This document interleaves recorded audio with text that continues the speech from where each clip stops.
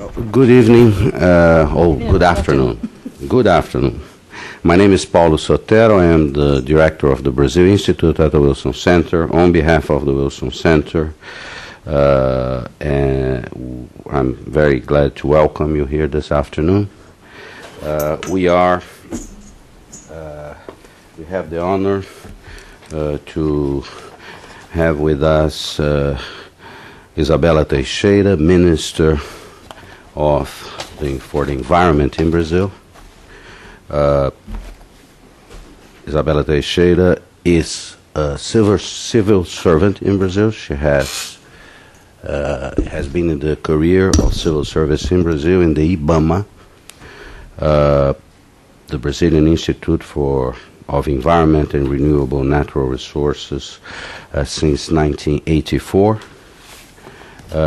She has had different positions in the state government in her state of Rio de Janeiro. In Rio, she received at the Federal University there, she received both her master's and her doctoral degree in environmental planning. I think, very timely to greet here Minister Izabella Teixeira. As you know, the environmental issue has become a central issue in Brazil political and economic debate. Will remain so regardless of the outcome of the presidential election we will have on the 31st of October. Brazil has some assets that only Brazil has and that can position Brazil to be a very important player, global player on issues regarding the environment. I just wanted to note before passing the floor to Minister Izabella Teixeira that this event is also co-sponsored by the Environmental Change and Security Program of the Wilson Center. And just as a final note, I'd like to welcome colleagues from the Brazilian Embassy and a special word of thanks for former Secretary of the Interior, Bruce Babbitt, a dear friend of the Brazil Institute that is here, has joined us for this discussion. The Minister will highlight the main issues, the main challenges of environmental policy in Brazil for 15 to 20 minutes, and then she will take questions from you. Thank you very much. Okay. Thank you, Paulo. Thank you very much for the opportunity to come here, and I hope that we can have informal dialogue, a Brazilian dialogue, I think so. And in such a way, I'm not the minister, I'm Izabella here, and with an experience around almost 30 years in environmental area in Brazilian government. I'm too young, I confess, and so, and it's a good opportunity for this dialogue and to talk about some results that we have today in Brazil that I consider the first step for a new framework for environmental policy in our country, okay, in my country. So I don't know how many Brazilians we have here, okay. So I do apologize. I try to speak in Brazilian English, okay. If not, please ask me to stop and let's speak Portuguese. And the Americans, the other ones, let's learn Portuguese now, okay. So I think that it's a good way that I can highlight 2 or 3 points. Of course, we have a high diversity and an agenda to talk about environmental policy in Brazil. And you consider, for example, that we will have high rates of urbanization, and you have to discuss sustainable cities, for example, okay? Not only along the coast, but mainly in the Amazon region, that we have around 30 million people that live today in cities in that region. And when talking about Amazon, it's really hard to talk about cities and also the requirements for sustainable development in cities. Okay, so I will try to address 3 issues. I agree. The first one is biodiversity, and the requirements that we have today to deal with biodiversity perspectives, considering not only the conference that as next week I will go to Nagoya, we have the COP10, and we have some challenges that we need to think about, and but mainly the new frontier that we have in Brazil for development, considering the sustainable use of biodiversity. Okay, and I do believe that we need to have a different approach, not only how to preserve, how to conserve, but also how to use this biodiversity, and what are the challenges considering science and technology, and consider economic approach, and also how we can be closer to the business. What is our strategy to talk about and to discuss biodiversity and the business development in Brazil? The second issue, and I'm sure that everybody wants to know about this, is climate change. Okay, I think everybody loves it, and we have climate change as a key issue today, considering the new agenda for development. We have three issues. We have food security, energy security, and climate change. And Brazil has a central role, considering the three key issues that we have today for this century when we discuss economic aspects, social values, and environmental perspectives. And the third one, it's something that is really, I consider it very important to discuss. That is the development agenda and the relationship with environmental issues. Okay, how we can have a transition from an economy that we have today to a low carbon economy, and what are the requirements to do these transitions, what are the things that we need to think about, consider that we have a new government next year, and probably new political basis for the debate and considering environmental issues. And I will mention one issue, forest code, that everybody is so astonished when you talk about agriculture, sustainable agriculture, the new frontier for agriculture in Brazil, and the forest code and the challenge that we have. Okay, so I think that you talk about development considering forest code, it's an example, and after this I hope that we can have informal dialogue, and of course try to have new basis for the dialogue. For me, it's a great opportunity to come here, and I hope that you can discuss new approaches for these key issues, considering the sustainable development, not only in Brazil, but in the planet. So the first one is biodiversity.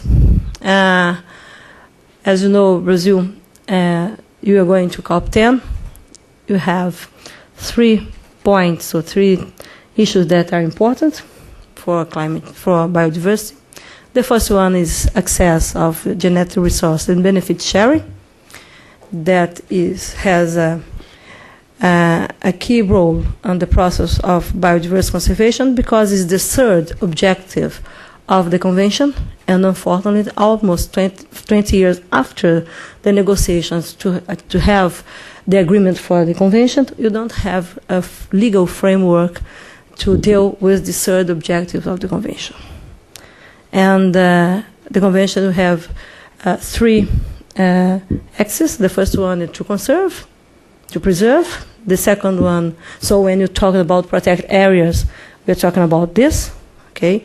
And this we have good results. The second one is sustainable use of biodiversity. And the third one is the access for the genetic resource, and also the benefit sharing with the indigenous people and with the population that has the knowledge about biodiversity. And unfortunately, you don't have a framework, international framework, even legally binding. And we established during the COP8 in Brazil, we established a goal that we have this agreement now in Nagoya. And I'm an optimist and also a pragmatic woman. And we think that if not able to have this agreement, probably you will not have the second agreement that COP10 wants, that is IPBS. That's mechanisms like IPCC for Biodiversity Convention. Okay, so developed countries want IPBS, and developing countries want ABS. Okay, so we need to find a common way.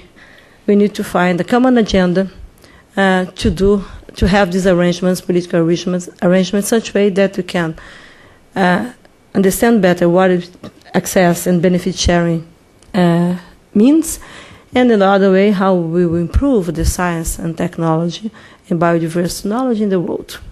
And you need a panel of specialists like IPCC, not only to understand and to know more about biodiversity, but also to have a political approach in such a way that we can put biodiversity issues in an agenda of policymakers and decision-making process. That's what's happened with climate change. During 20 years, IPCC scientists stay there studying. We have a lot of models, and we have models, and we have models, and we have models. Okay, and in 2006, we have a report with models, but we have a policymaker report that shows in an economic and a social approach that what indeed climate change means. And you have a scale up, and you have a new step for the political discussion considering climate change. It's very important that you can understand when you talk about biodiversity and you're talking about the challenge for this century, that you have three challenges: food security, you have energy security, and also climate change. But on the basis of this, you have biodiversity. I cannot assure that I can access food if I don't have natural resource. Okay? I cannot address energy supplies if I cannot access natural resource. Okay? Or to review the electric matrix, energy matrix that we want. And also climate change, because you have to deal with adaptation. And of course, mitigation, but also adaptation. So biodiversity, again, shows us that you need to link the things. You need to link the instruments, the political instruments. And today, unfortunately, the process that we have is we have isolate negotiations and a hard, difficult to put everything together, even with people. Not only the politicians, and also the process that we establish, for example, in biodiversity, we establish with climate change. So we have this challenge, and we have the third one in COP10 that we talk about new targets for biodiversity conservation. We are just discussing what we want for the next 10 years. In my opinion, you want to discuss this, you have to discuss this, you have to discuss additional funds as a traditional recipe to deal with international agreements, but we need to understand how this works on the countries. So, in a country like Brazil, we need to develop an agenda that I call Agenda 2020. How the formal agreements or the formal guidelines, international ones, will be reflected in our country. What are our challenges? Because we are able to achieve the goals. We have now a good performance in protect the area. President Lula, yesterday, I received a tribute dedicated to Brazilian government from WWF International that recognized that we have an excellent performance because we are able to create around 75% of all protected areas that were created around the world. Brazil did it. Okay, you did it. But you don't have only to create, you have to implement, you have to do, to make sense that you need some arrangements to be sustainable, the management, and also how the Brazilian society can appropriate of this value that is protected, okay, under protection by the government. So I think that is very important when you go to Nagoya, that you can establish the national process how you can implement the goals that we decide at international level. And you look to Congo, and you look to Brazil, and you look to Venezuela, you will have different national contexts and different requirements to achieve these goals. So you need to be pragmatic. You need to discuss how you do the things. Okay? And also, I think that we need to put biodiversity closer to climate change. In the case in Brazil, the second condition is climate change. We are doing this, we are looking forward to do this when you have, as you know, you change our position last year. You have a national plan for climate change. We have a national policy for climate change. Next week, President Lula will launch the regulation of National Climate Change Fund. Okay, you have also Fundo Amazônia, Amazon Fund, and you need to do this to have a new institutional arrangements to deal with it, because it's not easy. It's not only an environmental responsibility. It's not only the millions of environment. You have other institutions, and to have this discussion today, and the Brazilian government will involve 17 ministers to discuss about climate change and the requirements for Brazil performance. So next week we have a new step, not only the law that was approved at the end of December, but we will have the regulation and new tools to deal with it, meaning the sectoral agreements. So it will be, for us, when we arrive in Cancun, I hope so, we will have the guidelines and the plan of investments and the vision for 6 sectors that how we will develop the transition for a low-carbon economy. Okay, this is a new position, and we're working hard to have this. And one sector is agriculture. What are the measures that must be adopted to assure that you have this transition and that we have a new step for sustainable agriculture, considering 5 years, 6 years, 10 years? This is a reflection that is very important, because you move the step, you have other institutions, you need to think how we'll manage this, how we'll evaluate this, and meaning how we'll establish new partners for social control, and how we share the information with the society. Okay? We are not only reducing the illegal deforestation in the Amazon region. Okay? We are doing this. We'll show, I hope so, in December, I want to present the lowest rate of deforestation in the Amazon region since 1988. Okay? And it's less than Copenhagen. We are doing our part, but we need to think about development in the Amazon region.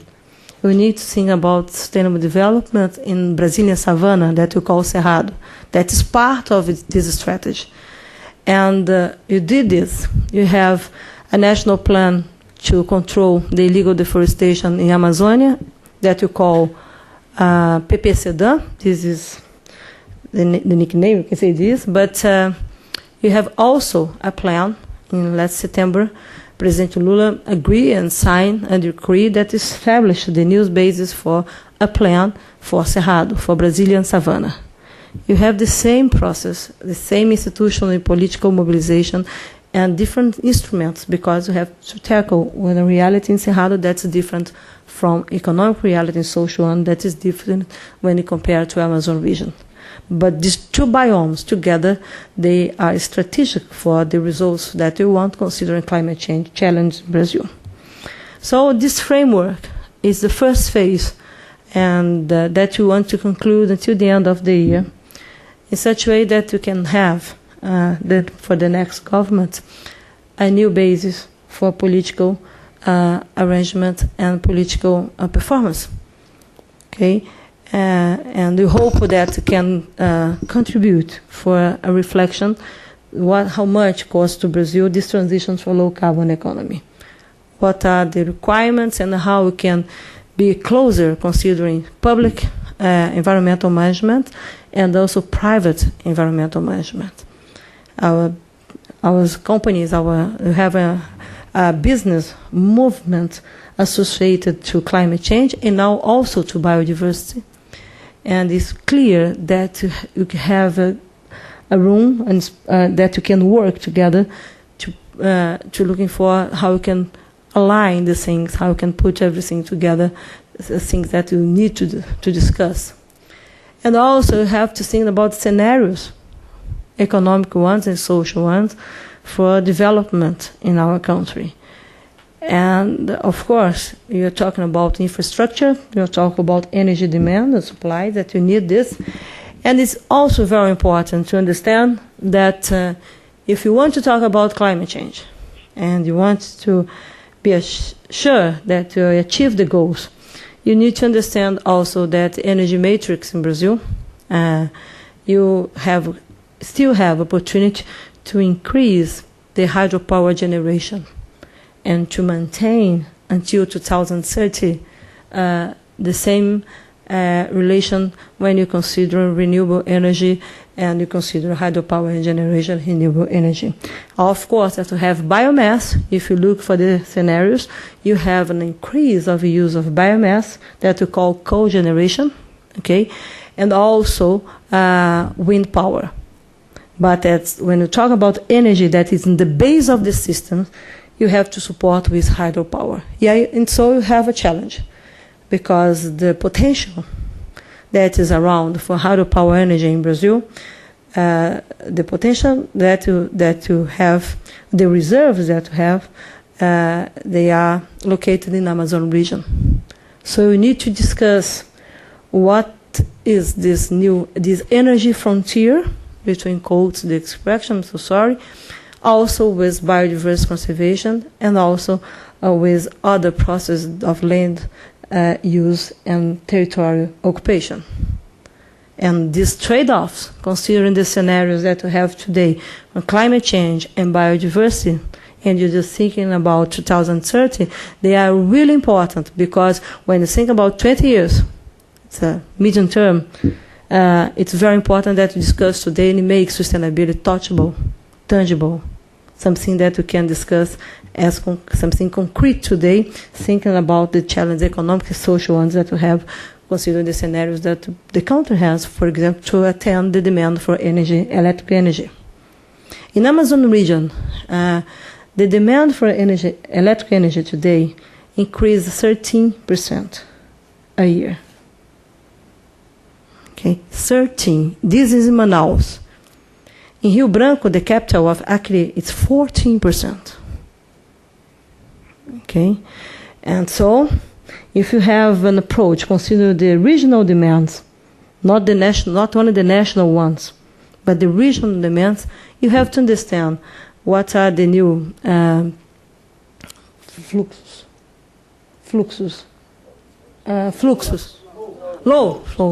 Forget it. The new energy flows that we need, not only at the national, because we have a system that, electric system that is connected, but also the regional ones. Okay? And you have to discuss this considering biodiversity, considering climate change, considering the use of the territory.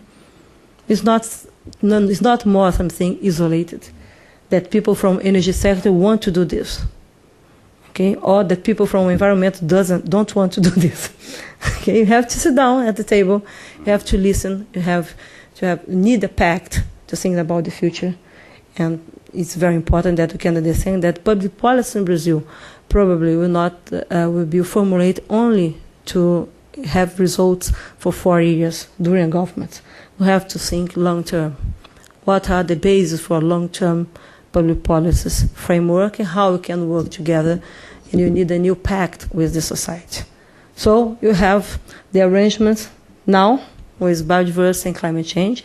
We are able now to separate some traditional environmental problems like deforestation. We're going to get results, but we need to offer and to discuss new bases for sustainable development, because I have to generate jobs, I have to increase the social inclusion, I have to show how you promote development in that region together. It's not a top and down process. Okay, you have to go there and to have a new basis for political dialogue in the Amazon region. It's very important that you can show how environmental issues is a precondition or are a precondition for sustainable development, not a restriction.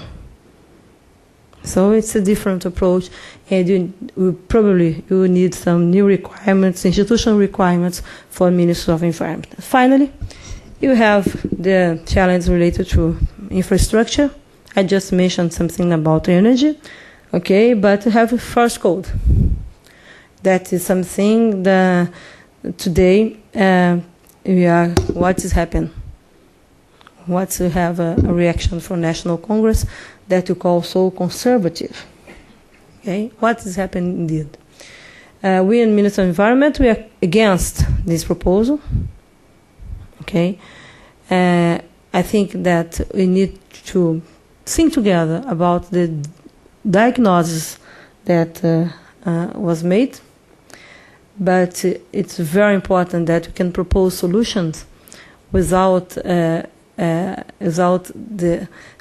against the environment. Okay, we are not against the sustainable development. Of course, that we have to recognize some situations that we call consolidated ones. Okay, for example, agriculture, a farmer that lives in that, for example, in the south of the country, since 60 years, 70 years before the forest code was made.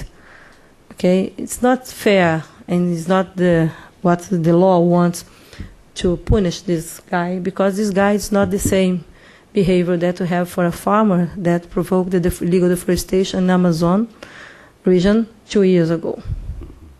So we have to recognize that we have difference in Brazil when you talk about the different biomes that you have there.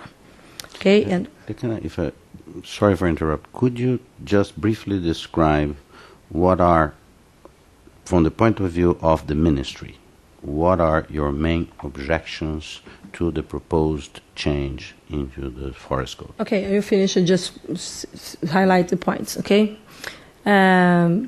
So it's very important that you can think together about the diagnosis. The first one, the diagnosis is not enough structure as you think, because it doesn't recognize the difference that has, considering the different biomes that we have in our country.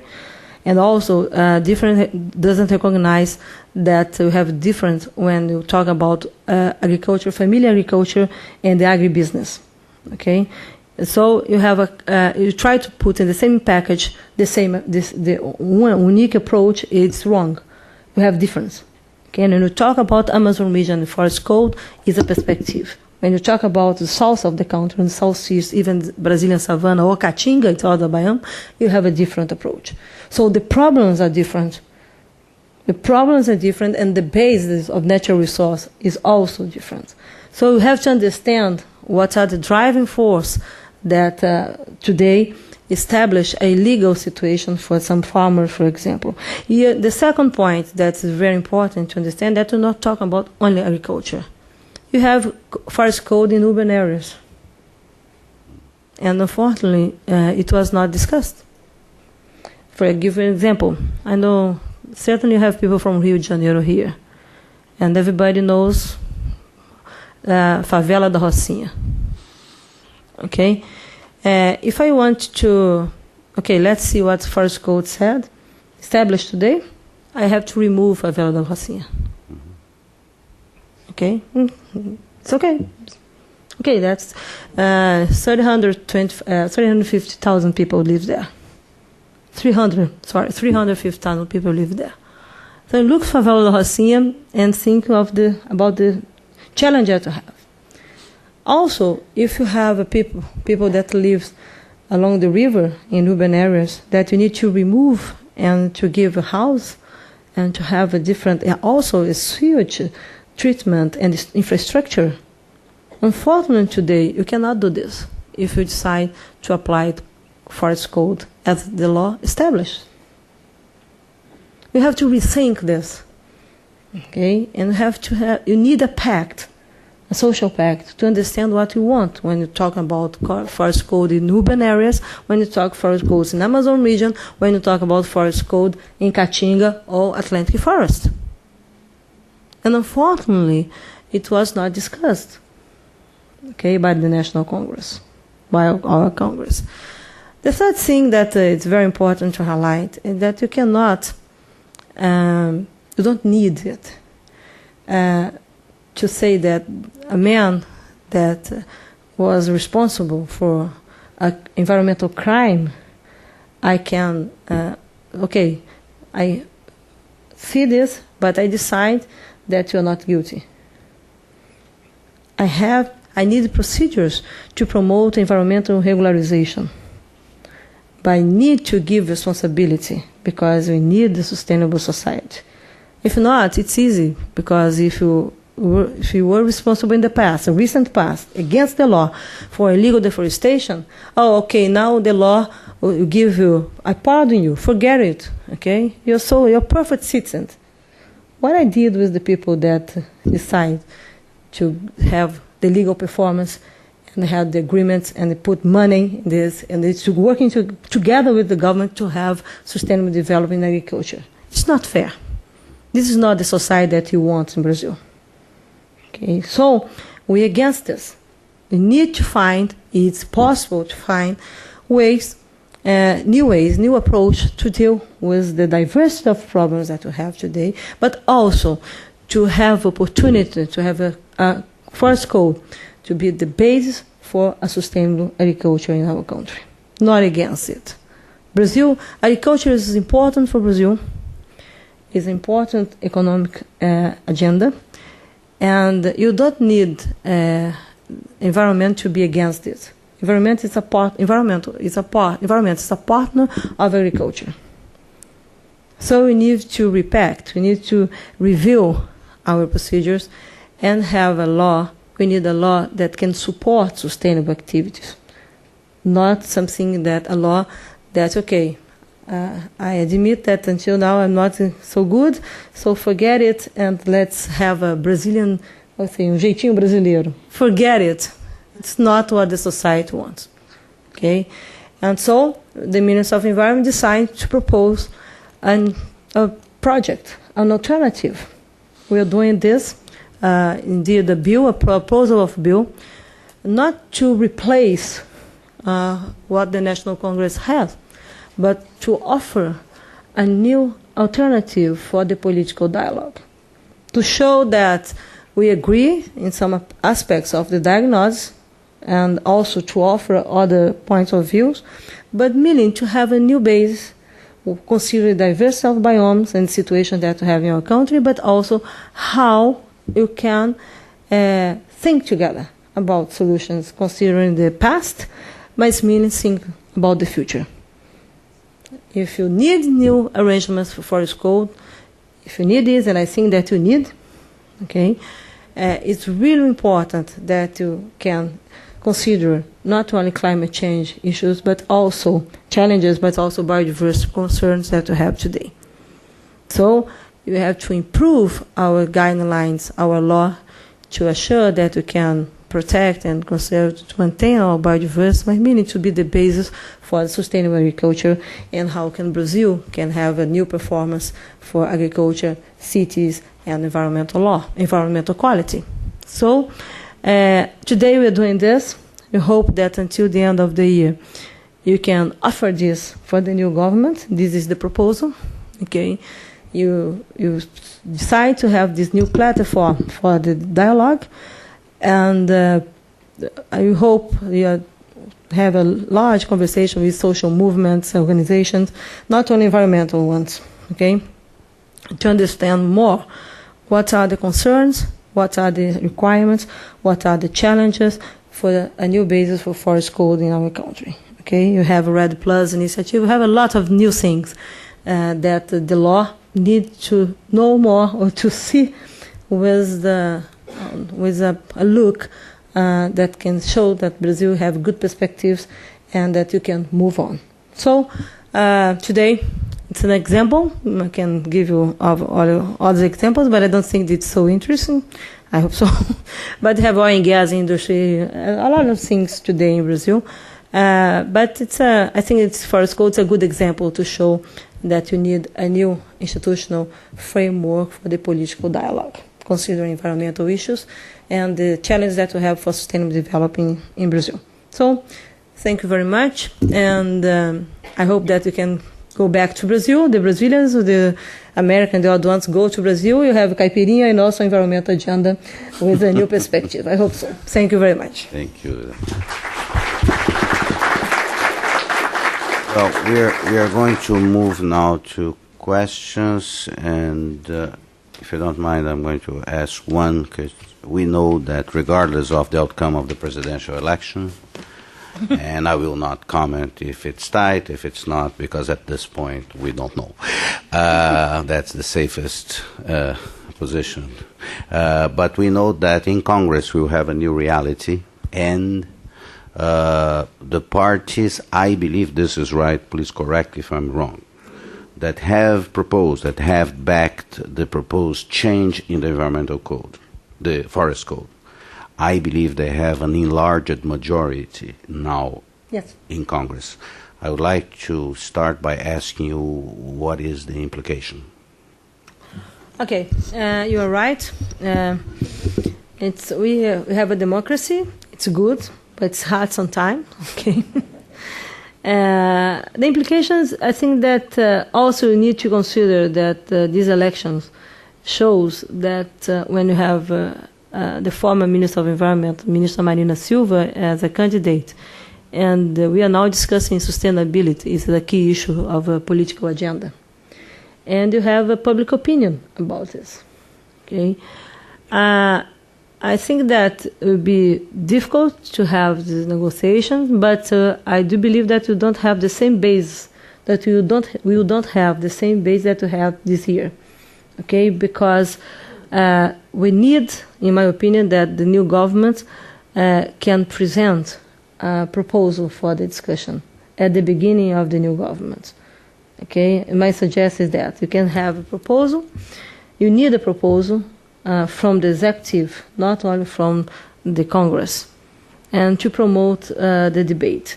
What we have today in Brazilian society is really a public opinion against a debate that has one bias. Okay, you need multiple biases to discuss this, and I think that we will have this in the National Congress in the future. But I think that we need to take care is that until the end of this year, what will be the arrangements, the political arrangements that we have to do to assure that the debate will be postponed for the next year. Okay? But you are right. You have a conservative approach in National Congress today, and but you have public opinion against the process that was established this year by the National Congress considering forest code. It's very important that you can have alternatives for the debate. This is our strategy, to put alternatives on the table for the dialogue, and how you can show, okay, this is the problem, okay, you want this, but I think that I can suggest 1, 2, or 3 different ways to solve this problem. Let's open the debate. Okay, thank you very much. Please identify yourselves so the minister knows with whom we're talking, or she's talking. Hi, my name is Elizabeth Larson, and I'm the Director of International Programs for Earth Day Network, a nonprofit organization in Washington, D.C. I really appreciated you giving your remarks. It was really helpful for me to understand from a nonprofit, from my perspective. But a lot of the large nonprofits in Washington and the United States, although are hopeful for U.S. policy change for the COP16, we feel that more and more the Earth Summit in 2012 is a more realistic deadline for change, especially from our government.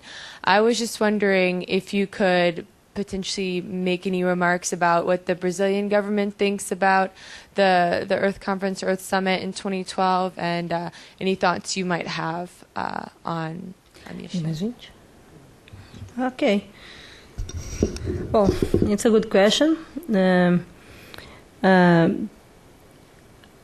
You're right. You have a Rio Plus 20, okay, as we call in Brazil. You have an agenda that talk about green economy, talk about environmental governance, and also talking about the challenges that you have considering climate change and biodiversity, etc. Huh? Yeah, emergent issues that something not tangible. Okay, so emergent issues not tangible. It's something that let's talk about green astrology. Okay, something like this. Let's see. It's just a joke. My position, my personal position, you have two distinct situations. The first of all is that we need to understand better what the green economy means for developing countries. Okay, also environmental governance. What we want to discuss. We want to have a new step for UNEP, or we want to have a new arrangement for sustainable development. We have two different approaches. Okay, if you want to make UNEP more powerful, okay, you have an approach. Okay, UNEP is not, I would like that not to be a program, to be an agency. Or you want to discuss sustainable development in a different perspective. If it's it, for example, in this case, you have to rethink, in my opinion, the ECOSOC in United Nations, because CDS, the Sustainable Development Commission, is linked in a structure that was created in 1945, and that is dedicated to social and economic perspectives, not environmental perspectives. Okay, so when you talk about environmental governance, it's something too open that you cannot make it concrete, and I don't think that we need it. Okay, you need to be more pragmatic. I think that we don't want blah blah blahs. We have an excess of dialogue. Okay, it's important to dialogue, but let's do things. Okay, after almost 20 years.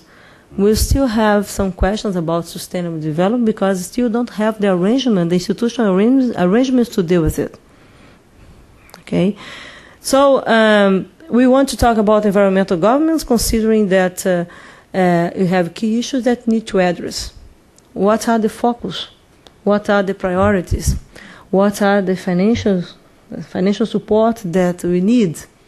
How we can, for example, improve the South-South cooperation and a common agenda that we can agree together, considering the future and consider the results that you want for sustainable development. Okay, and if you talk about climate change, you look the world from north to the south. If you talk about biodiversity, you look the world from south to the north. Okay, and so you have what you have in the middle. It's very interesting because this political arrangement was done the last century. And you think a lot about this. If you discuss, for example, that in Rio 92, Rio 92, we were supposed to have a convention for forests. It was, unfortunately, it was not a successful initiative. Today, to assure that you can have a link between biodiversity and climate change, you have forests. Tropical forests are the key players today for this agenda. So we need a pragmatic approach. I think that Rio plus 20, we need to see not the results. We need to see what are the requirements for a new political pact, considering the future, but something touchable, something tangible, something that I can touch. Okay, it's very hard to defend something that will born. Okay. I will ask you, how much are you? How old you are? 30. Do you have children? No. Okay. So I would like to have an agreement with you. Okay. I promise that we will share a commitment, and you probably I will give you additional funds, okay, to deal with the education of your daughter, that is supposed to be born 10 years later, okay? So I will forget that you fall in love, that probably you get a divorce, and probably I forget everything of this. So I have to make it more concrete now, okay? So it's important that Rio Plus 20 is just a joke. I do apologize, okay? But I hope that you can have a lot of marriages. Many, many, many. It's something like high biodiversity, okay? High levels of biodiversity. Brazilian women loves it. So it's very important that you can, you have the formal process for the negotiation, international dialogue, but you need to show that you can get results. And I hope that Rio Plus 20 can discuss results and perspectives considering the vision of the future, but please, today, what are the bases, the new basis for this institutional and political arrangement? Also, I think that green economy is important, but you have to discuss what it means and how we'll do this, how we'll do the transition for this, okay, how much it costs. Okay, it's very important because if you want to discuss something that I want this, but somebody pays the bill, pays the check, forget it, my God. The world is the other one, okay? But welcome to Rio. Thank you. John. Hi, John Redwood, formerly from the World Bank. John, my friend. How are you? Miss you. Fine, and you? Very well, thank you. I have a question about something that you didn't mention specifically, but also had a chance to participate in August in a very interesting international conference in Fortaleza on climate change in semi-arid regions. Yes, it was not possible to go there. Yeah. President Lula asked me to stay in Brazil. Well, we missed you, and we hope you got the messages from it. But one of the interesting things, this was a very interesting conference. There were about 2,000 participants representing roughly 80 countries from all parts of the world, not just Latin America. It was truly international. And one of the things that came out of it was the fact that a lot of attention is being given in the context of climate change and biodiversity, tropical forests, to the Amazon, to the Congo Basin, and so on, to the Mata Atlântica, even to the Cerrado in Brazil, the savannas, which you mentioned. But the semi-arid areas, the Caatinga, which you mentioned but didn't have a chance to talk so much about, and in other parts of the world really were relatively forgotten and neglected. And yet, in all likelihood, these are going to be some of the areas already among the poorest in the world where life is very difficult for many people, particularly in rural areas, particularly women, as it turns out as well. We were reminded in the meeting, and young children. These areas are likely to be the ones that may suffer the greatest impacts of climate change, yet also they are not contributing to nearly the same extent as other areas are, whether they're industrial areas in countries like this one, or China, or other countries that are very dependent on fossil fuels, or whether they're areas that are subject to the pressures of deforestation. And I just wondered whether the ministry has thought about this in terms of the specific challenges in dealing with the semi-arid, in this case, parts of Brazil, and the opportunities, because one of the other messages that came out of that was not only are there problems, but there are also real opportunities. And these should be very much linked with sustainable development, with efforts to reduce poverty.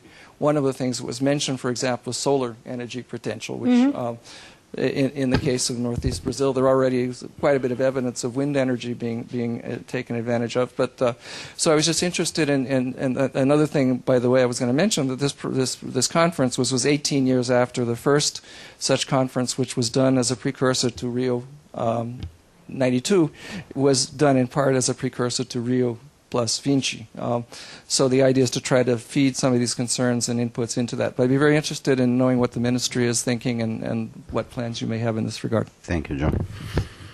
Okay, it's a good question because Caatinga and semi-arid is something that everybody agree that is very important, but it's very hard to put a set of people together to think about and to develop initiatives in that region, concrete initiatives. Okay.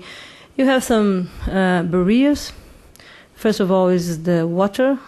You have a water agenda, water resource agenda that manage all the environmental issues considering that region. And I think that you need to have a different approach.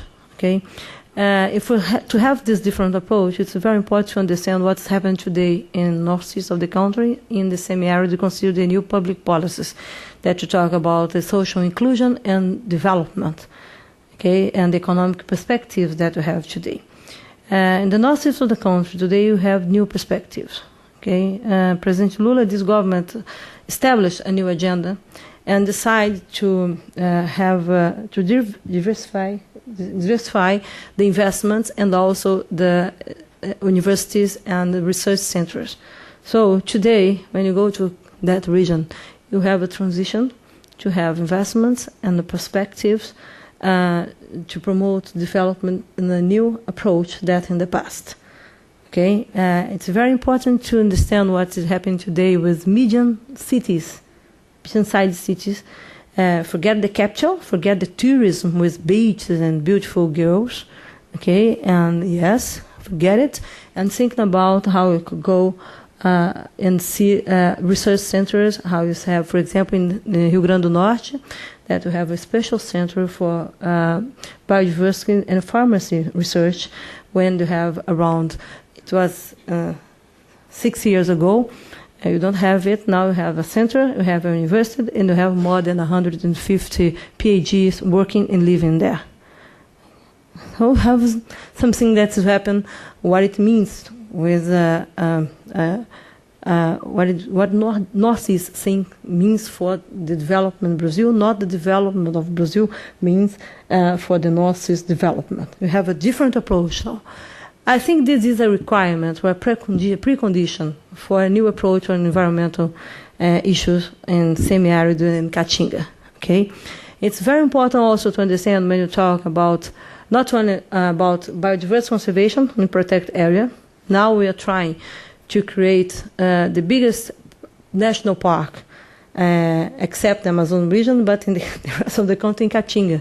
It's really hard to have political negotiations to establish these around 1 million of hectares, okay, to protect and to have a new basis for biodiversity conservation in that region. And to do the political arrangements to have it, it's really, really more hard, more difficult than to establish, for example, a protected area in Mata Atlântica. Okay? It's unbelievable because you need to change the political mindedness of people that live there. You're right. You need to change it. Okay? Because in the past, you have this territory that were occupied by the Portuguese with a model that was not sustainable, and that was based on the not sustainable use of natural resources. So we have some cultural aspects that we need to deal with, and we need to have a new approach. For us, in the Ministry of Environment, it's difficult to have this approach for when you talk with traditional problems. Water resource desertification is the same agenda. Let's talk about desertification. And I say, my God, we have desertification in Rio Grande do Sul. You don't need to go to Caatinga to talk about desertification. You're talking about the driving force. What are the driving force, economic driving force that today we have there? What are the perspectives that consider the future? What is the new environmental agenda for that region?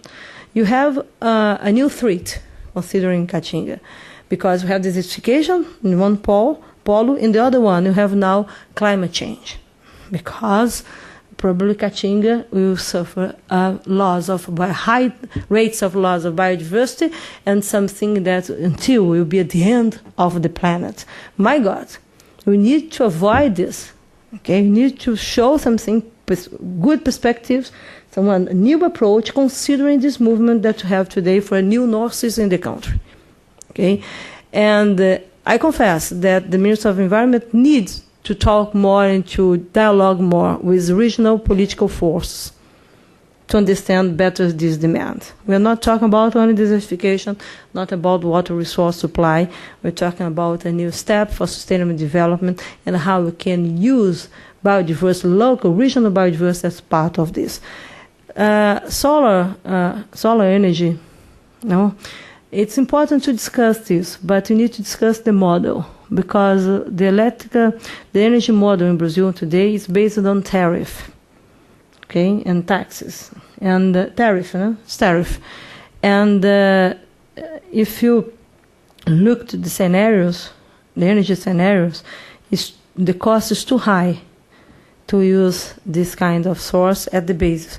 But probably you can discuss regional arrangements to assume this and to have a new perspective of electric power in that region.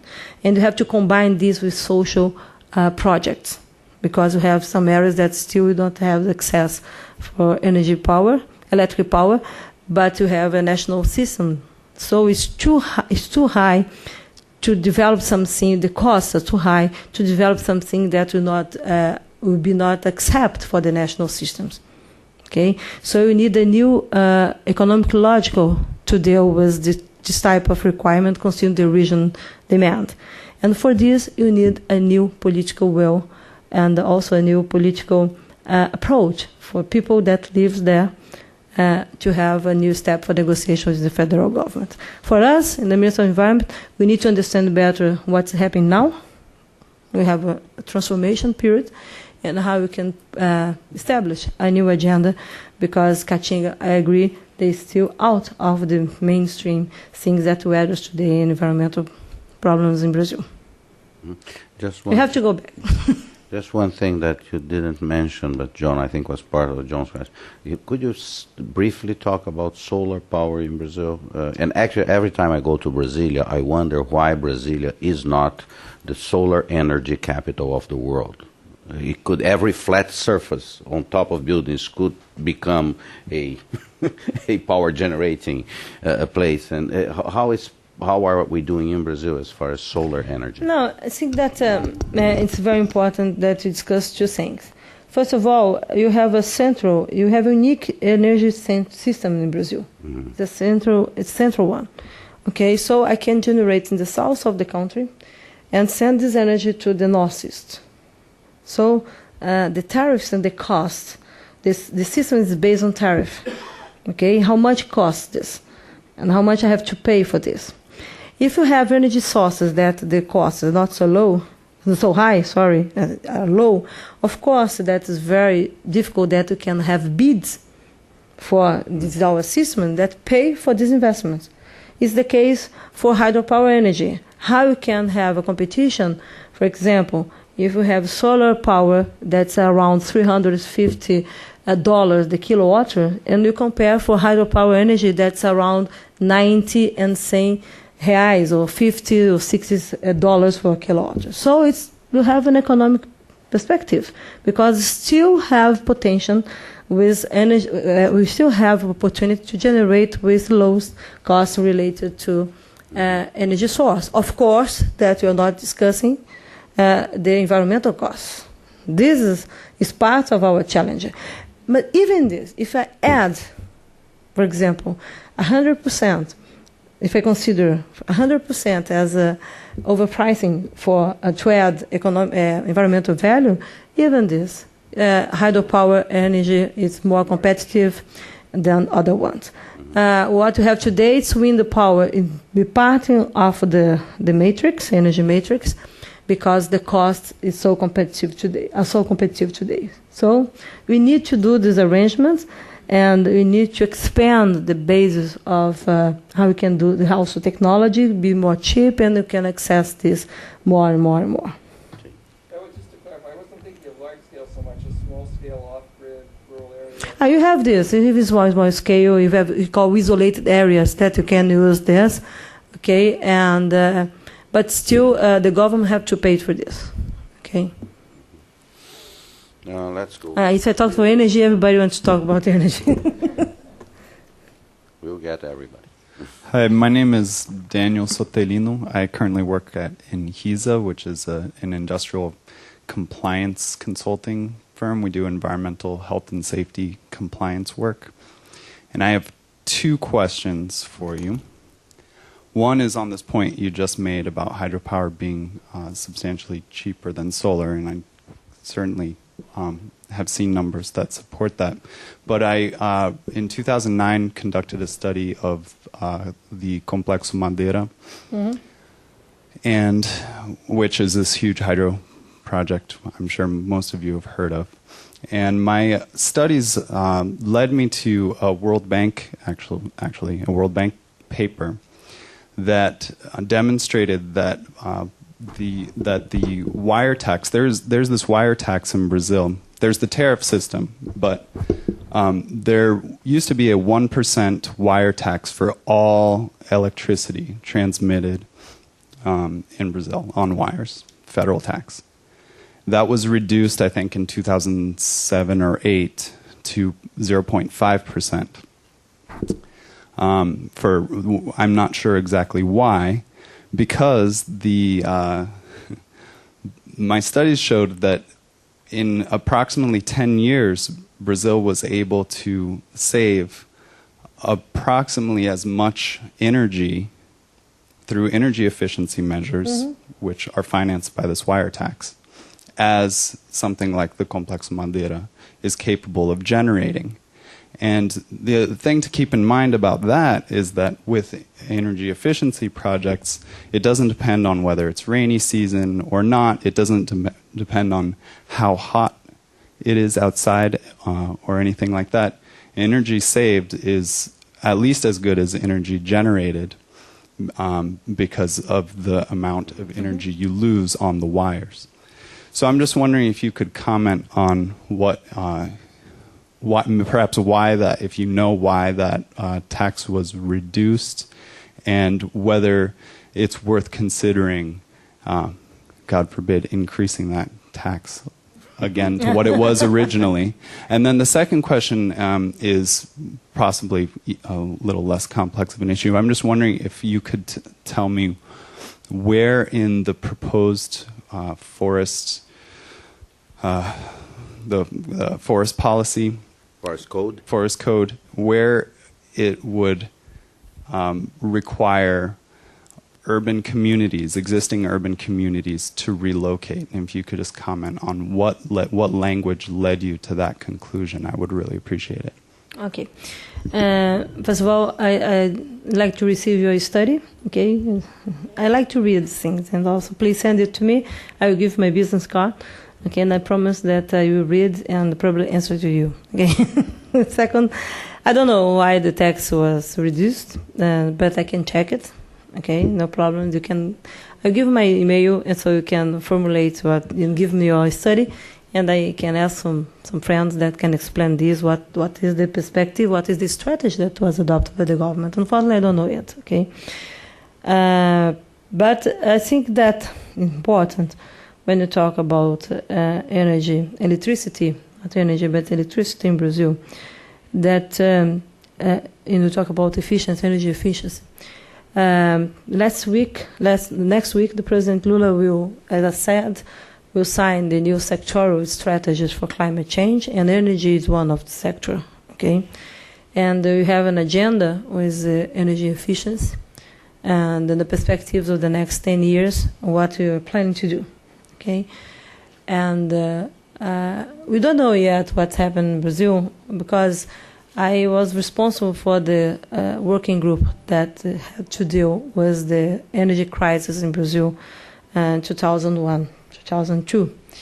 And I remember that our society, we have the capacity to answer, we change our behavior to save energy, but also to promote and to have a new step for energy efficiency in our country. And now what you have, it's new guidelines, and you need to establish a new plan to have this behavior again. Okay, and probably it's something that you as human beings we have. If you see evidence, we have no problems.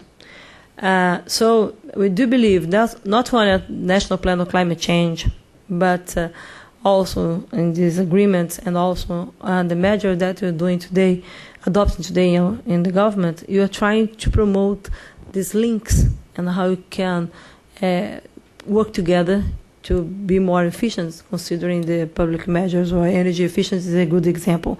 But you have to understand that you need to discuss this in two different approaches. One is individual consumption, we, you, me, and him.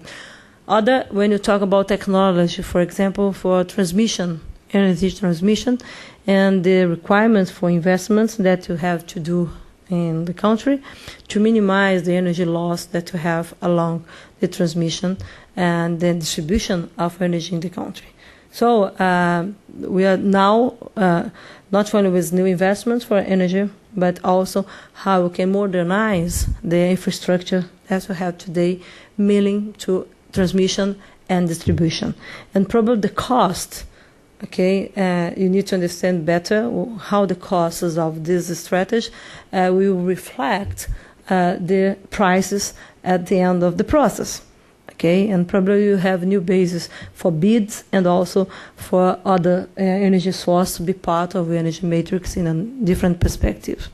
The second question, it's about climate change. Oh, sorry, forest code and urban area.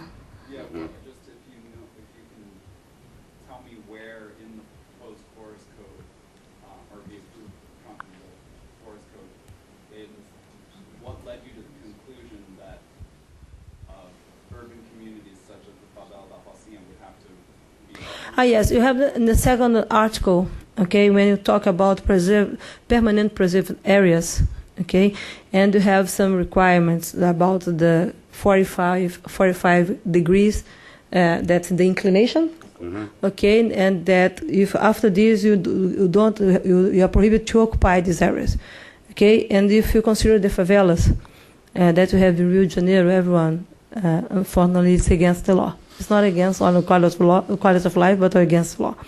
Okay, so also if you have these permanent areas along the rivers, okay, that we call como é que chama? Mata de galeria, como é que antigamente era? Gallery in the past, okay, and today everything is occupied, okay, so it's a prohibit for the actual code, forest code. No. And if today, okay, let's remove it, okay, it's degraded, okay, and I have to put there, for example, a sewage infrastructure. Ministério Público, it's against this. It's prohibited. I have to recompose the vegetation, original vegetation, and forget the people. Agora, can you imagine this in Rio de Janeiro? Of course not. Okay, even in Santos or the big cities, you need to think about how you can remove, how you can establish new conditions to live there. But also, it's very important that I cannot have a population that lives there, for example, 40 years. And okay, you have to get out and establish a new area for you, 50 or 6 kilometers distant from that region. It's impossible. Okay, so you need to rethink this, considering urban areas and forest code. Okay, you have a question? I do. Thanks. Just wait. I know you. No, but we need to tape this. Hi, Minister. My name is Lisa Friedman. I'm with Climate Wire, and I was with a group yes, in hello. Brazil not long ago. Hi, thank you so much for doing this today. I have a question on the Biodiversity Convention. I cover climate change policy, as the name of my publication probably suggests, and I don't cover the Biodiversity Convention very closely, but it strikes me as you talk about this that not only the issues overlap. Obviously, you've talked at length about the link between biodiversity and climate change, but also it seems that some of the dynamics in the international talks on both issues seem to have some similarities. And I hope this isn't too rudimentary for people in the room that probably follow the Biodiversity Convention more closely than I do, but would you mind kind of talking about the political landscape for us and what are some of the North-South discussions, some of the political alignments? Does Brazil find itself aligning like it does in the climate talks with the other emerging powers like India, China, South Africa? And also, is there something that could come out of these talks in Nagoya that could have an impact on the climate talks at the end of the year in Cancun? Thank you.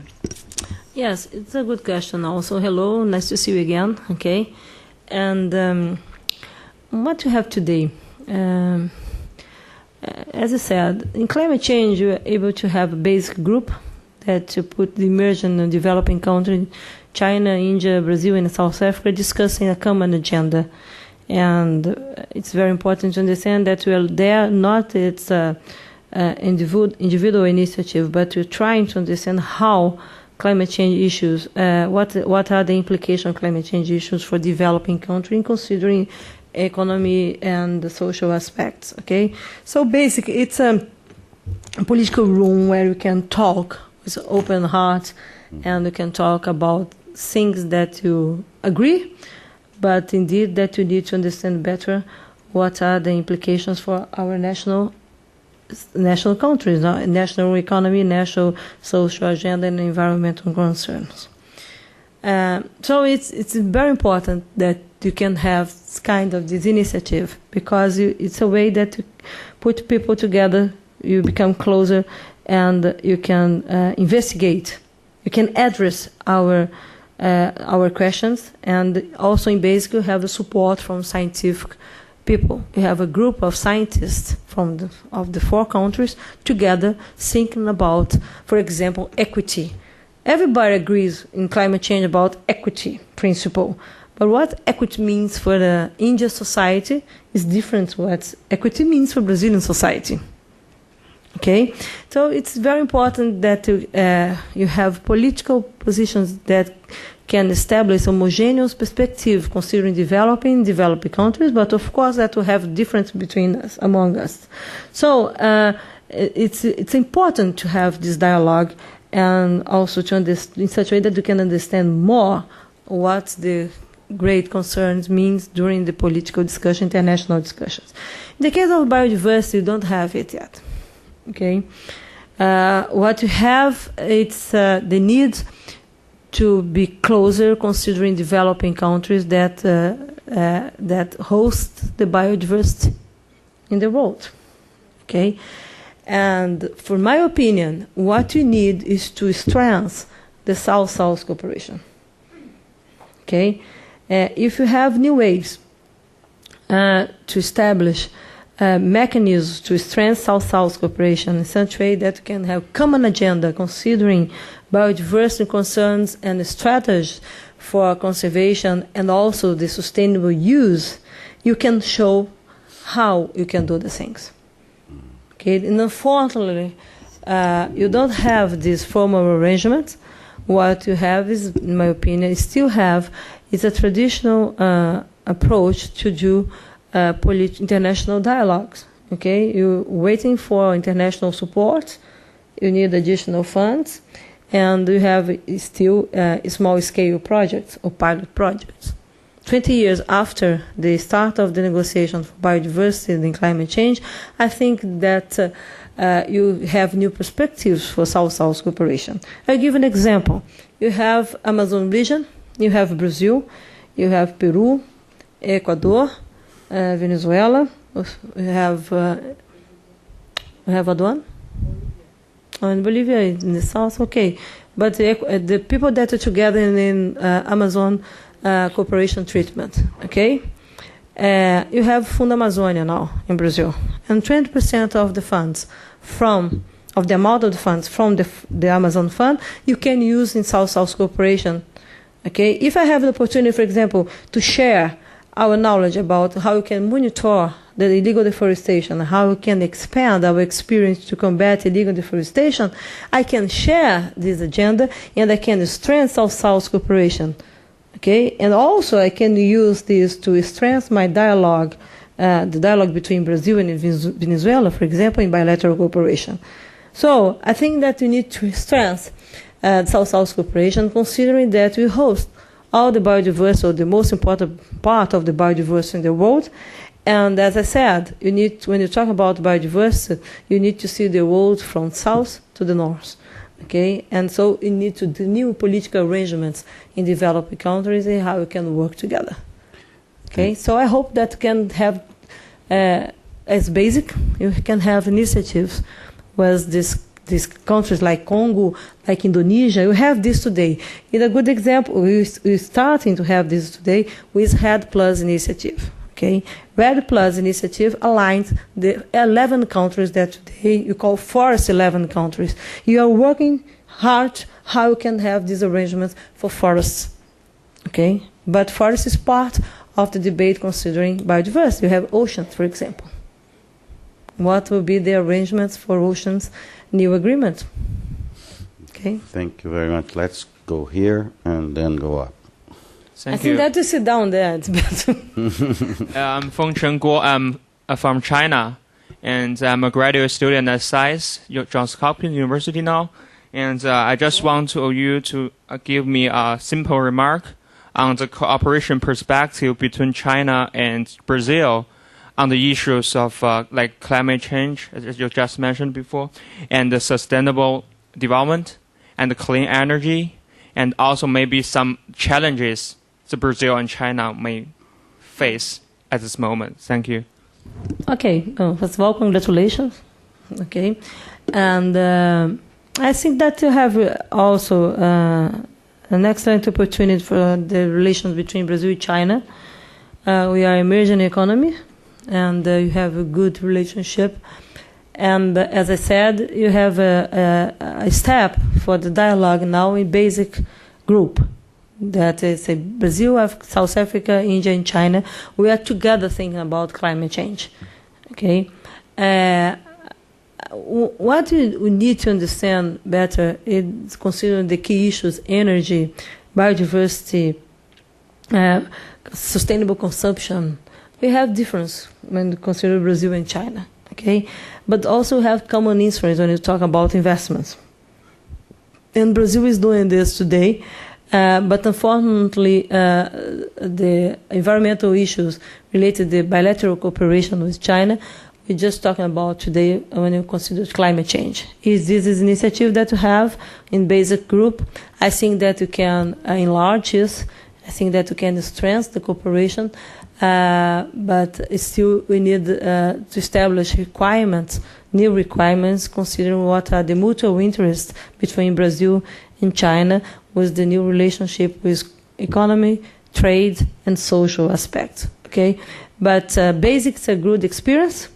Okay, and we are working together to move to have a new context for the international negotiations when you talk about climate change. Okay, but I think that you need to understand better environmental concerns and how we can enlarge this cooperation, the bilateral cooperation, and the dialogue related to environmental agenda. Let's go up here. Renata. This lady. This lady here.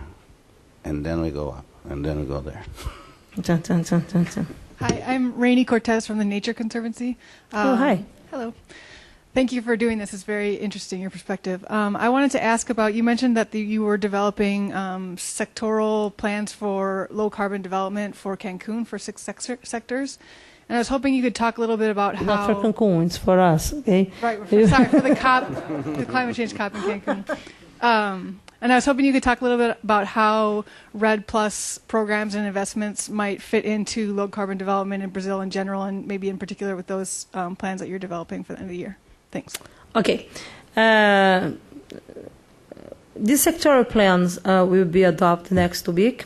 It's part of a commitment considering the law that established the national policy for climate change. So we are moving on in our agenda. We have to do this. And this is part of a strategy to have this transition for low-carbon economy. Okay, we have a national plan for climate change. We have a national policy. We have targets. We have commitments. So how we plan to do this? Okay, this is what I'm talking about because we have this. We have the Fundo Clima, okay, the regulation of the new climate change fund in Brazil, and also the new inventory of our emissions will be presented for everybody after almost 10 years. Okay, it's unbelievable, but it's true. When you go look to REDD Plus initiative and the process that we have today, in my opinion, what you have, it's a perspective to show that you can do something concrete. Okay, and today in Brazil, you're working hard to have a national strategy for REDD Plus. Okay, you're not talking about on the international negotiations, but also how you can do this. And the Fundo Amazônia is the first initiative that we have, considering REDD Plus. It's good because we are able to not only to create, to do the international arrangements to do this, but now we are working hard to diversify the partners that you access the funds, access the resource, the financial resource, in such a way that you can achieve the different people that can and must achieve the money from the fund. Okay, so we work not only with the BNDES, but also with private or other institutions, financial ones, that can support the diversity of projects that you want to support, consider Amazon development and Amazon region concerns. When you talk about RED Plus, it's very important that it's more than it. Okay, what it means in Brazil, if you want, for example, that RED Plus can be the link between climate change and biodiversity. Okay, and that's why it's very important to conclude the process that you're discussing the national strategy. You have a proposal of bill in the National Congress. You have conflict between what the National Congress is discussing now, what different stakeholders want to consider about RED Plus. But in my opinion, it's really, really important that you have international negotiation. You cannot necessarily wait for the end of international negotiation. You have to put in practice. You have to show what you need to change in the country and how we can work, considering our reality and our limits, to deal with this challenge. So RED Plus is a key issue, okay? But I think that is it's something important to add value for a strategy of climate change, a national strategy of climate change that's more than RED Plus. Okay, but I think that's also very important for South cooperation. It's something that we closer to the other countries. Okay, thank you. Okay. Going up, Renata, there, this lady, yes, here, and then one, two. We have time. Go.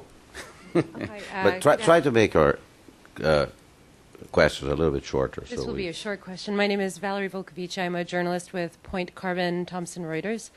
And just again about this question about the sectoral approaches, I was curious what percentage of emissions will the different sectors reduce? So what is the contribution of the different 6 sectors to the national target to reduce emissions?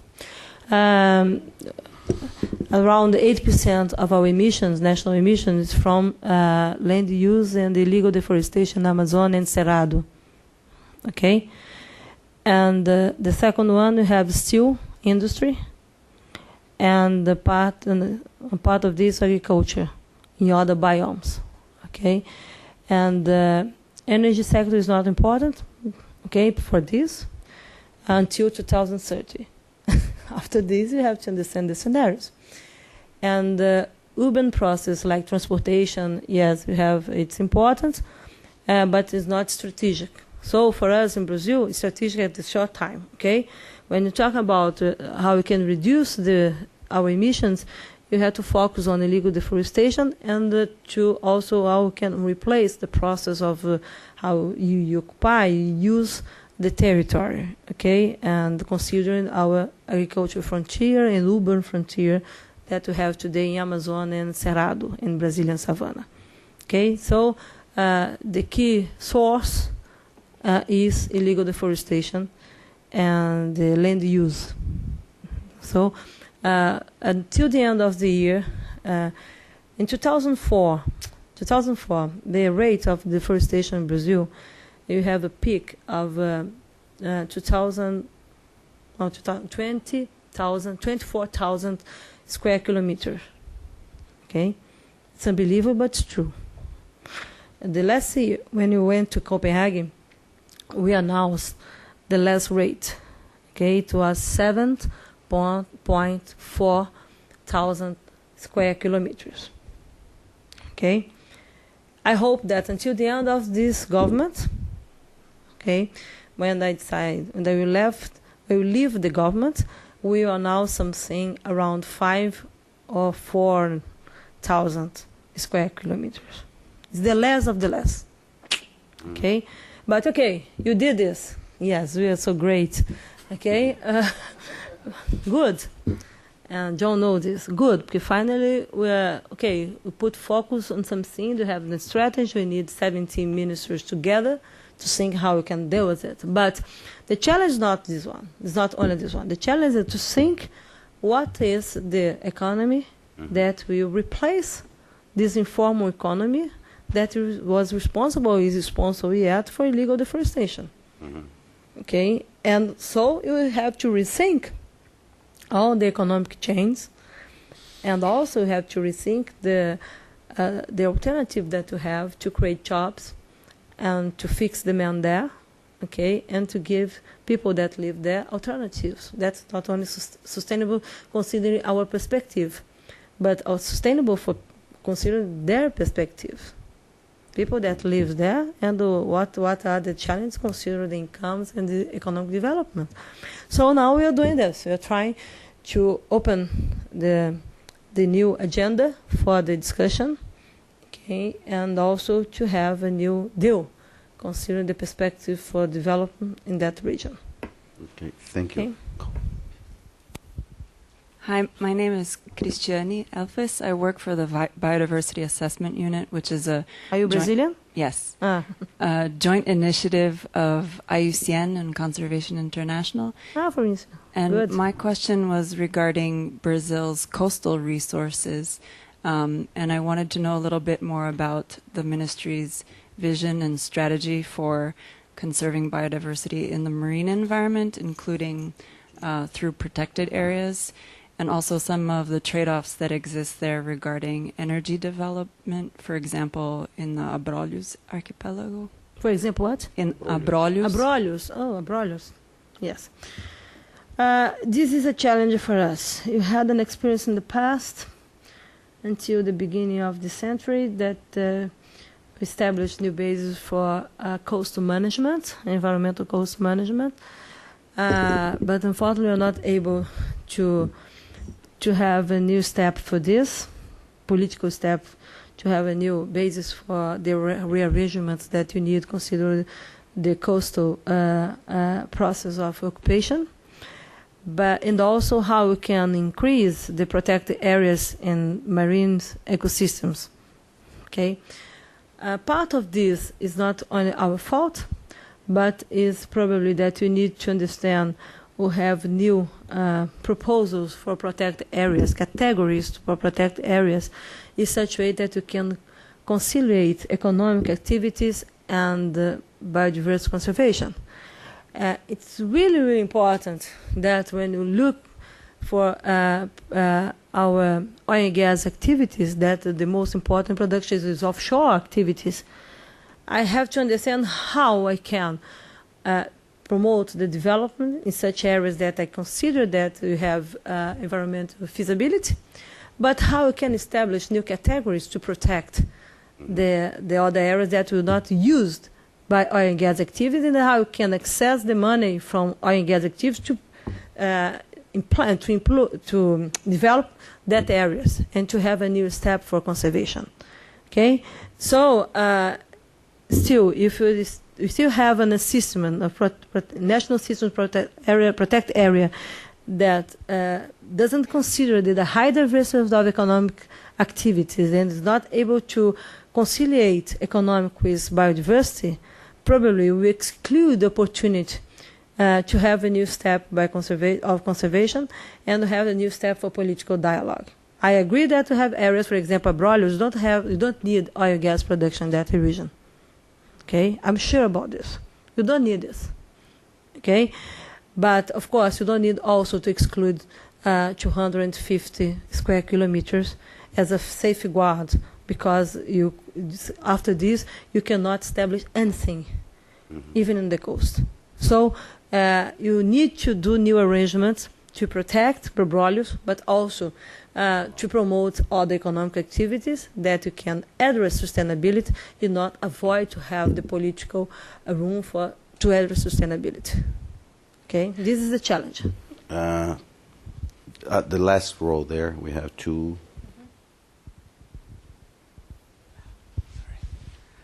Minister Teixeira, thank you for the opportunity. My name is Enrique Ortiz. I work for the Blue Moon Fund and also member of the National Protected Area of the Ministry of the Environment in Peru.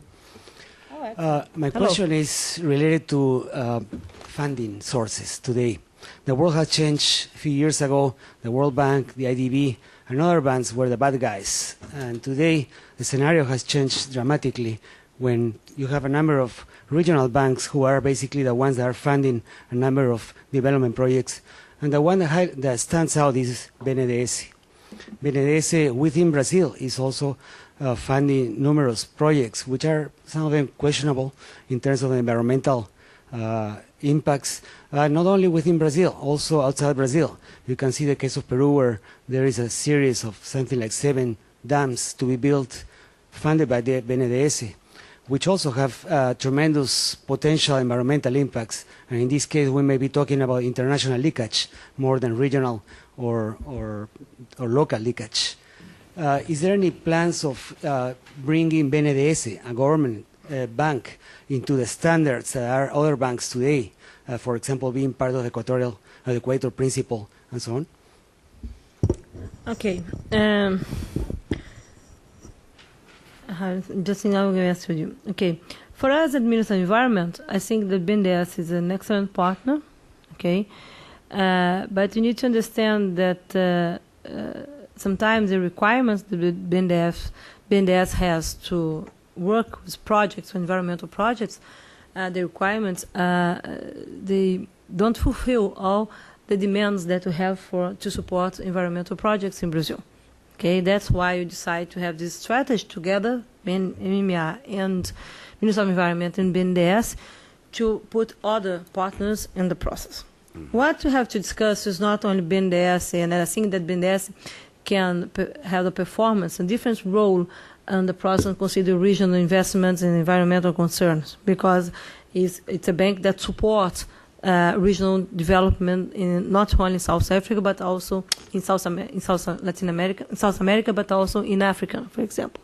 Okay, but what you need to think, in my opinion, you have IDB, you have World Bank, but you need to think about new arrangements for financial sources for environmental agenda.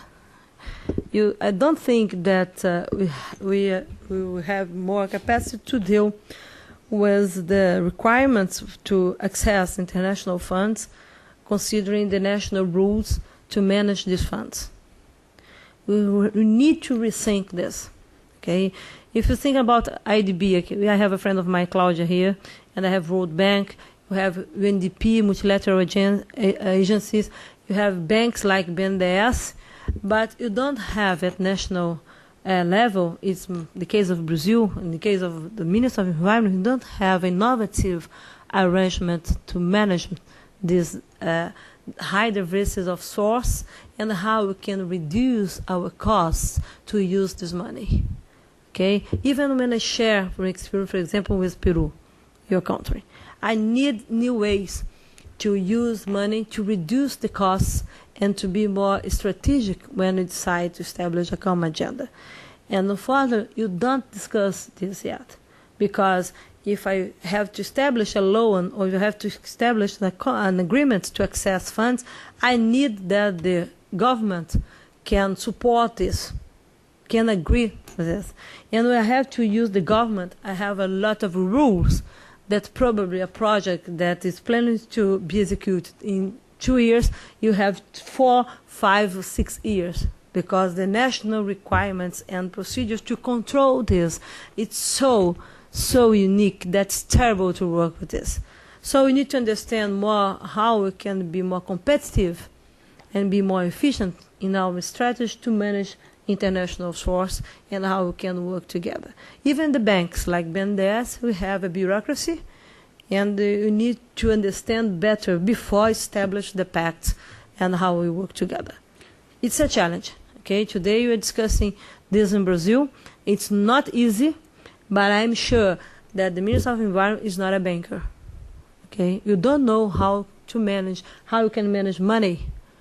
Okay, you need to think about innovative approach to use international funds, and when you talk about funds, you talk about how you can have money, you can have a reserve, and then you can use this money considering more than 5 years, for example, the first phase of the investment. My experience shows me that you need to rethink everything related to how you can access funds and use the funds, and how you can promote solid projects with international and national financial resource. Okay, Thank you very much. Steve. Hi, I'm Steve Schwartzman with the Environmental Defense Fund. Thank you very much, Minister, for your really extremely informative and thoughtful remarks. You mentioned Brazil's enormous accomplishment in reducing its deforestation over the last 6 years now, so substantially, and also mentioned that you hope or expect to be able to announce at the end of this year the lowest recorded deforestation since 1988. Clearly, this whole effort and the National Deforestation Plan has permitted Brazil to take an enormously important leadership role in the international climate negotiations, with the National Deforestation Target and then with the National Climate Change Policy. Obviously, it's a problem for the climate negotiations that the United States is lagging behind. We too have a problem with democracy here. It's, I think, from the perspective of the environment, of the atmosphere, it's worse than Brazil's. But nonetheless, my question is, given Brazil's leadership in those international climate negotiations, Brazil is, at this point, amongst the major emitters, the major economies of the world, Brazil is actually doing more to reduce its national greenhouse gas emissions than any other country. Given that, what possibilities do you see for progress in Cancun? I mean, obviously, most people don't expect that there will be a global accord, but in specific areas, possibly RED or others, what prospects do you see for forward motion in Cancun? Okay, I try to answer you because I don't have all the pieces of this puzzle to say in a concrete way what the results that we get in Cancun. We're working hard to have some results there. Okay, first of course, the RED initiative, RED Plus initiative, is something concrete and also is a pragmatic approach. And you have a discussion that probably you have a conservative approach related to the international funds. Developed countries have to pay to offer public funds to support the initiatives for climate change in developing countries. And this is something that I call it's a bottleneck because the resources they are not clear. And now we have a discussion that try to put on the table also private funds together with public funds. And we have a high resistance from developing countries to accept this without specify what are the public funds, what is the amount, what is the commitment, and what is the process that you do this financial arrangement to allocate money. Okay, this is not clear. This is a barrier, and I went to Geneva to a ministerial meeting to see the report from that group that was created by Dr. Ban Ki-moon to talk about public funds and private funds. But you have something new now. If it's a bottleneck, it's a barrier, you talk about now about arrangements for governance for public funds and private funds. Probably you have to understand better how we will manage this to talk with more focus on consider what are the source for financial. Okay, and my staff came back from China last week, and we discussed this that we can have good news in Cancun. Okay, because developing countries we accept to discuss this, the governments, and I think that Cancun, we cannot give up Cancun conference.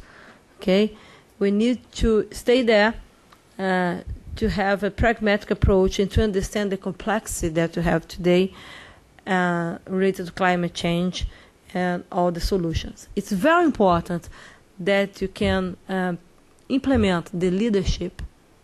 Okay, and you can identify key players in the different regions around the world to maintain the leadership of the issue, but also the political leadership for the arrangements. We need mobilization, okay? But you need to understand that it's not easy to solve climate change problems. It is really a high complexity, but you need to translate this for citizens, what it means. It's not a monster, okay? So we need to avoid the situation that we have today. In my opinion, we have a problem, something that's not tangible, and that everybody says, I'm against this because I don't know what it means. Okay, it's like a street, okay, something invisible, okay, and we need to show to the population, the people, for the stakeholders, for everybody, what it means in a concrete way, okay, and you need a leadership, political leadership. So Cancun has, in my opinion, an important role to not only to facilitate, but to keep us together. Keep us together. We need to be together with the commitment to have a new step for negotiation. And I hope that discussion about governance, financial governance, can be a good opportunity for this new process that we can be together, okay? And also a new opportunity to discuss funds. All right. Please, sir. Hi, my name is Emerson. I'm a student of political science here at the University of Maryland. And nice to meet you. Nice to meeting you. My question is a little bit different, from everyone else's here because it's a little bit more local and more specific, and it has to do with the nuts and bolts of the way the ministry goes about dealing with enforcement of laws, current laws, but also of the new laws that are probably going to take effect soon in Brazil. How is the ministry handling enforcement when we know there is not so much funds available to deal with that? Brazil is so vast, so big, and in order to implement environmental policies, enforcement I think is a big part of it. The other question I have is the indigenous population participating in the debate? Are they part of the discussion that is defining these new policies now? And one last thing is I just hope that education is a major component in shaping these policies, because without it I think it's very difficult to go to a low carbon emission form of economy. So those are my questions and my comments. Thank you. Thank you. Okay, it's at the end of the process. My God, let's see the question.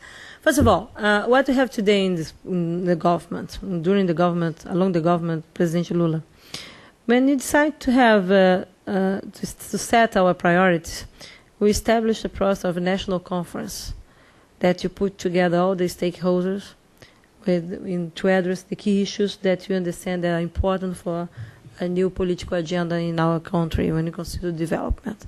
So we are able to have a pact with these people around the country. In the environmental issues, it was the same. Okay, so you have opportunity to have 3 conferences to talk about environmental concerns, and we mobilize people around the world at the local, regional, and national level. So we have some guidelines considering not only the concerns but also the perspectives. And this is important political material that support us to address our priorities and also how we can deal with the local and the regional perspectives. Okay, so the enforcement is related to this because we have a social mobilization and you have a law, you have people that is dedicated to deal with it. Okay, because this law or the bills or the strategy will deal with the priorities that we have the capacity to establish together. Of course, that you have requirements to adopt a process that can deal with a new step for enforcement.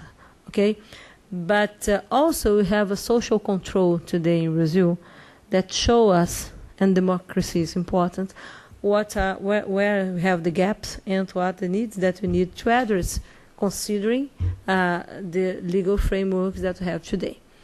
So I'll give an example. We need 21 years in National Congress to debate the new law, the new national policy for waste.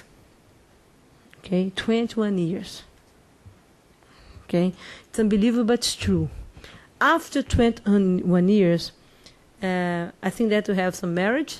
Probably she can go to Brazil to marriage, okay? And you have some commitment. You have a lot of fights. And today you have private sector, social sectors, government, and investments. Everybody understand what is the basis of the new law, and everybody wants the new commitments. So we're working together to have the commitments, and these people will help us to promote, to enforce the application of the law. So you need to consider the region difference that we have in our country. Okay, this is an example, but I think that we can go on. The second question is about education. I think it's part of this. We have an agreement between the Minister of Environment and Minister of Education, but it is not enough. I think this is the most important issue in Brazil that we need to deal with. Okay, and the environment is part of this, and it's part of the change of behavior that we need, considering that you have economic stability and also new social perspectives. It's a process. It's good, but you have to work hard. And the third one was indigenous people.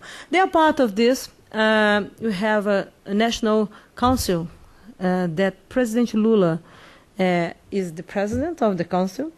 And you put all the leaderships around the table, the indigenous people leadership, and put the government, the ministers together. Okay, what is the agenda? What is the deal? What is the requirement they have to do? And every year you sit around the table, you sit at the table, and you promote the evaluation of the process. It's a process, okay? It's more efficient than in the past, but you still have to discuss, for example, regulation, the federal constitution that express the need to have rules to explore natural resource in indigenous area, for example. And unfortunately, after this time, you don't have an agreement with National Congress to establish priority for this. This is an example that you need to deal with National Congress, even the executive government. Well, we have time only to collect 3 questions here and give the minister a chance to respond, please. Yes. Very fast, my please. God. All right. Hi, my name is Flávio. Flávio Naidin. I work for Andrade Fitner Advogados in Rio, and I'm also a graduate student. Sorry? Are you from São Paulo? I'm from Rio. Oh, Rio? Yes. And I'm also a graduate student here at Georgetown Law School. Nice to meet you. Nice to meet you too. I have a follow-up question regarding enforcement. We've been talking about the national strategies, but I understand that the states also have the constitutional authority for enforcement and environmental licensing and monitoring, the police power. And I would like to hear from you a little bit about how is the relationship between the federal government and the states, mainly the states related to the Amazon, located in the Amazon area. Mm-hmm. Sorry? Yeah. Could you pass the microphone to the gentleman to your left? Yes. Is this a question? Okay. Yeah. Finish, please. No. 1 minute. And just to hear what's the plan to avoid leakage, national leakage, in case. Mm-hmm. Okay. Go ahead. Okay, my name is Ladislau Martin. I am from Brazil Agricultural Research Corporation, BRAPA. Oh, excellent. I'm from São Paulo, I regret. Oh, no problem. I like São Paulo. Just kidding. But I love Rio. I'm so sorry. I understand perfectly. And my question is about how to sustainable exploitation of biodiversity, how to generate new products. You told about the possibility to incorporate science technology. This is a very important issue. Then how here inside the Wilson Center, the Brazilian Center, the South-North cooperation could work in this agenda of biodiversity, not with the old model, with you enter with the raw material and they enter with technology, with add value. Yes. But this is, I believe, that is an important agenda for our future. Thank you very much. On the second part of your question, we'll talk later. But yes, to the mic to the last one. Last one. Hi, my name is Brenda Manglik, and I'm with the Environmental Law Institute. And I also had a follow-up question on enforcement. I was wondering if you could talk about the role of public prosecutors through the Ministerio Público and yes. what limits them to do their job? Okay, now let's see. You from Rio. You have good relationship between the federal government and the states today, okay? But I think that you need to rethink the national system of environment in Brazil, okay? And because you have new demands, and not necessarily you have all the institutional requirements to deal with these new demands. And I'll give an example. If you talk about the national agenda for infrastructure development and the relationship between the states and the federal government, you have different requirements, and you cannot use environmental concerns, environmental issues to promote the competition between the states, because it's not fair. Okay, you need to establish what are the environmental requirements, and need to offer this for everybody. Okay, so you need to rethink this relationship, in spite of the fact, because the relationship today is based only on enforcement, but or merely in environmental licensing. And this is no strategic approach. It's not a strategic approach. If you want to talk about sustainable development, we need to share our vision for sustainability, and you have to pact this with the states. If not, still we're discussing about one project in Rio de Janeiro, one project in Santa Catarina, and we have two governors against, okay, because everybody wants the investment, and nobody is talking about the sustainable use for biodiversity, for example. Okay, so we have to rethink this. You need to establish a new step for planning, environmental planning, that unfortunately we don't have it in Brazil. Okay, you don't discuss environmental planning, and you don't discuss how you can develop this with the planning for the development. So we have isolate initiatives, in despite of the fact that in the context of CISNUMBA, National Environmental System, we have excellent relationship between federal government and the states. We need to change this and to minimize the uncertainty related to environmental law in Brazil. Okay. The second one, about access and biodiversity, it's a good question. It's an excellent question. In my opinion, you have to rethink the system and the law that you have today to facilitate the genetic resource access, and also to be more open, considering the perspectives that you have for development using biodiversity resource. Okay, you need to have a new agreement among the ministers that science, technology, agriculture, environment, industry and trade, foreign affairs, how you can have a new pact and economy, and the planning, of course, how you can have a new pact to have the arrangements, the legal arrangements to facilitate the access and to have a new regulation of the market. Okay, I think that the law today is not enough to deal with the complexity that these issues means to us. Okay, and the third one about the Ministério Público, I think that is very important. Okay, my mother worked in Ministério Público, so I cannot be against this. But it's very important to understand what its role. Ministério Público is not an executive one. Okay, it's not a government. If you want to be, come on, sit down there and let's manage the system. Okay. But you have to support. It's not only environment, not only the social control. This social control means to be understood, consider the context of developing context that we have and the requirements. And you need to forget or to minimize the, I would say, the police approach that we have today. Okay, you have to avoid this. Okay, to be more efficient in social control and also the support from Ministério Público. It's an excellent partner, in my opinion.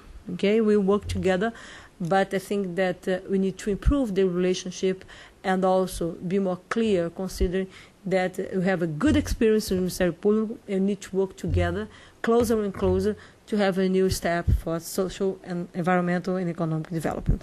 The situation in São Paulo, or the reality in São Paulo, is not the reality in Pará, is not the reality in Rio Grande do Sul. And you have to understand this. When I'm a Minister of Environment, I have to deal with high diversity of reality, and I have to give solutions, to propose solutions in different contexts. So the law is not only words that I need to read, is this one. We need to understand the context that we apply the law and consider the requirements that we need to deal with it. So I think that's a good partner, and I do believe that we have great opportunity to improve our relationship with Ministério Público. Thank you. Thank you very much. Finish? Before we close, I just wanted to remind you, as you know, on the 31st, the last Sunday of this month, we are going to have a small event in Brazil where 115 million Brazilians and some 200,000 Brazilians abroad will vote to elect the successor of President Luiz Inácio Lula da Silva. Monday, November 1st at 3 o'clock in this room. We will analyze the results. Chris Garman from Eurasia, João Augusto de Castro Neves from CAC Consultoria, and Cliff Young from Ipsos Public Affairs, and yours truly will be here. And we will tell you everything that's going to happen in Brazil in the next 4 years. Excellent.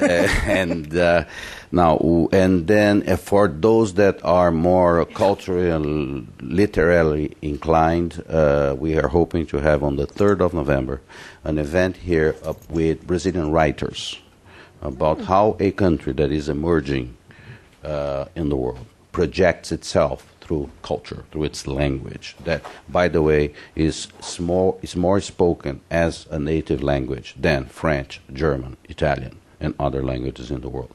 Excellent. So we'll, on the 3rd. With that, I would like very much to thank Minister Izabella Teixeira. In my many years in journalism and 4 years here at the Wilson Center, we have rare occasions to meet people and people in positions of responsibility, in position of government, that tell you as it is, that are very candid about this. Normally, those people come from the civil service. Brazil has a good civil service. I personally benefited much in my many years in journalism from learning from them. And I think we had here an excellent example of a good Brazilian civil servant that is serving now the country as minister. And I wanted to thank you very, very much for your contribution. Thank you very much, and let's drink.